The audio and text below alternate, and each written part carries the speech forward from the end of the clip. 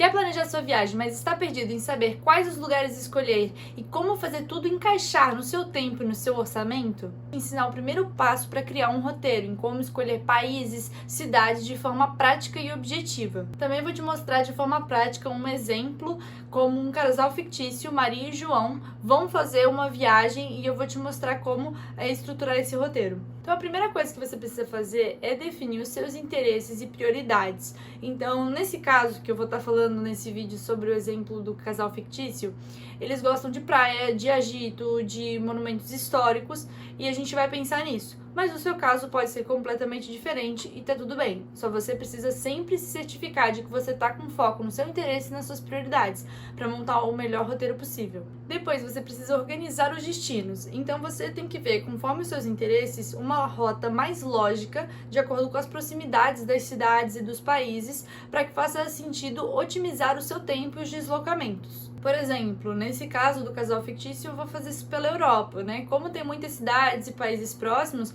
faz bastante sentido escolher cidades próximas com conexões mais viáveis para que você consiga aproveitar da melhor forma o tempo que você está gastando em cada cidade. Então, retomando aí o caso da Maria e do João, eles têm mais ou menos 15 dias para gastar na Europa, eles querem gastar um orçamento em torno de 15 mil reais por pessoa e como eu já comentei, eles têm alguns interesses em monumentos históricos, no convívio social, agitação, praia, e a gente vai tentar levar isso em conta. A ideia inicial da Maria e do João era passar por várias cidades que eles tinham ouvido falar no Instagram, no TripAdvisor, por aí. Então eles queriam passar por Lisboa, pela Espanha de maneira geral, por Paris, por exemplo, queriam chegar aí até Londres, mas eles também queriam praia, então eles pensaram em Turquia, em Grécia, mas aí não podia tirar a Itália do roteiro, então queria colocar a Itália, mas aí eles também gostam dos países nórdicos, então pensaram em botar em Islândia, Noruega, e essa era a ideia. E aí então o que eu pensei? Primeira coisa, a gente precisa arriscar alguns desses destinos da lista para que seja uma rota mais otimizada, para que o valor seja possível e dentro desse tempo. Então, a primeira coisa é você arriscar aquilo que realmente vai ter que ficar para uma segunda viagem. Então, assim, para a gente começar a pensar no roteiro, a gente tem que pensar na lógica de alocar mais tempo nas cidades maiores, que tem mais atrativos turísticos por si só, e menos tempo nas cidades menores, que você consegue passar de forma mais rápida.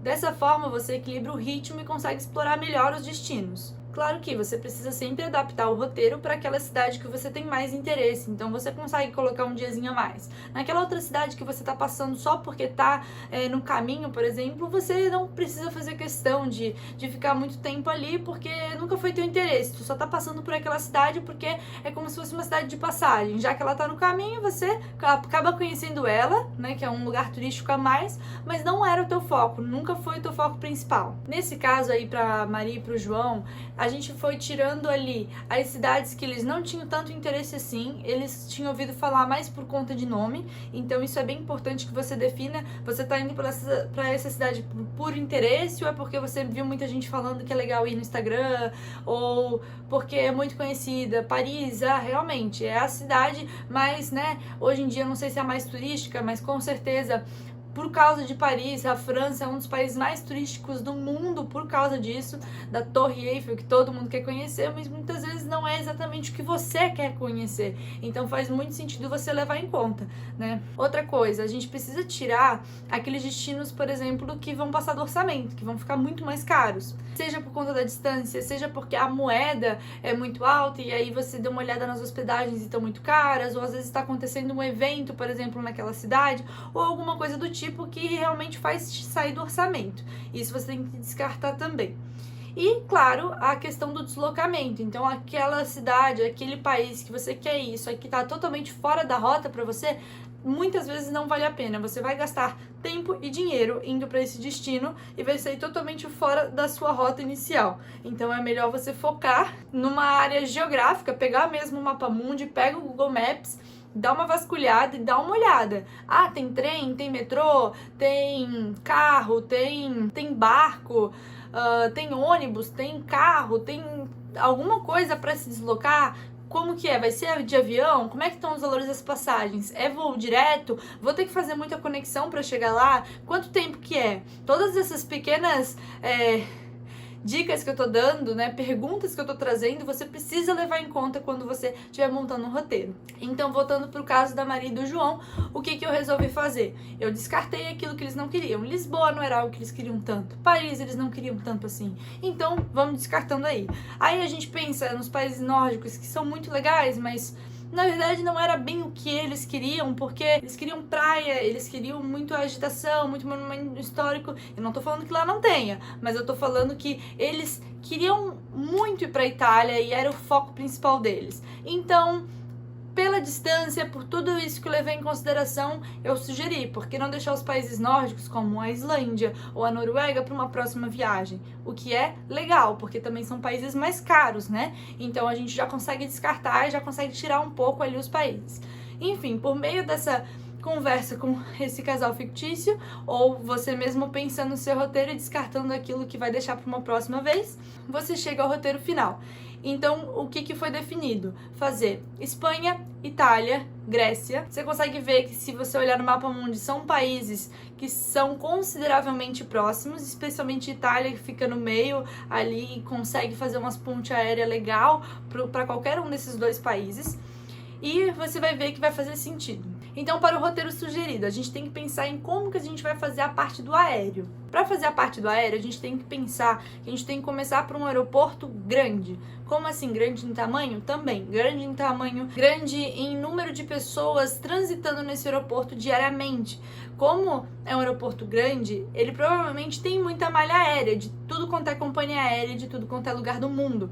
E isso faz com que acontece que tenha muita oferta de voos, malha aérea para esse aeroporto, e muitas vezes você consegue ver que os valores deles caem um pouquinho, tá?